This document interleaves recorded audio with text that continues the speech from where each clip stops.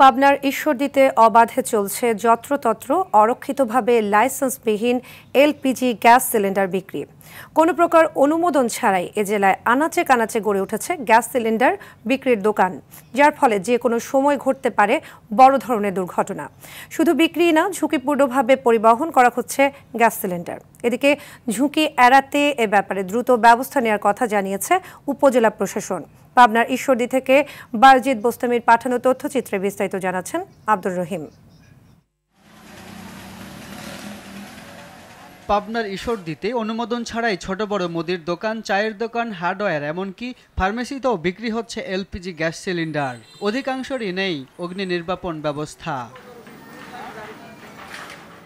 ফলে যে কোনো সময় ঘটতে পারে বড় ধরনের দুর্ঘটনা। যত্রতত্র দাহ্য পদার্থ বিক্রিতে নিষেধাজ্ঞা থাকলেও মানছেন না কেউই। ফায়ার লাইসেন্স দরকার, সবারই দরকার। যারা 2টি 4টি 5টা বিক্রি করে ফায়ার লাইসেন্স করা উচিত।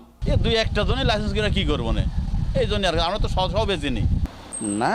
অল্প গ্যাস আমাদের বিক্রি করার লাইসেন্স লাগে কিনা এটা এজেন্টেরা দেয়, আমরা তো আর এত জানি না। বিক্রি করে এই পর্যন্তই জানি আর কি। আমি এটা তোলার বয়স আছে 1 মাস, তো এখন এ বিষয়ে আমি প্রস্তুতি নিইনি। ফায়ার সার্ভিসের এই কর্মকর্তা বলছেন, লাইসেন্স ছাড়া যে কোনো দাহ্য পদার্থ বিক্রি করা অপরাধ। এতে জনজীবনের নিরাপত্তা ঝুঁকি বাড়ার পাশাপাশি রাজস্ব বঞ্চিত হচ্ছে সরকার। এই লাইসেন্স না নেওয়ার ফলে তারা আসলে নিরাপত্তাগুলো নিশ্চিত করতে পারতেছেন না, এবং তার সাথে সাথে যে ব্যবসাটা পরিচালনা করতে, ব্যবসাটা আসলে একটা অবৈধ ব্যবসার পর্যায়ে চলে যাচ্ছে। আমরা তাদেরকে অলরেডি নোটিশ করেছি এবং আইনগত যে পদক্ষেপ নেওয়া দরকার, আমাদের সেই পদক্ষেপের প্রক্রিয়ার কাজ চলমান আছে। এদিকে উপজেলা নির্বাহী কর্মকর্তা জানালেন, লাইসেন্স করার জন্য সময় বেঁধে দেওয়া হবে ব্যবসায়ীদের। নিয়মকানুন না মানলে নেওয়া হবে আইনগত ব্যবস্থা।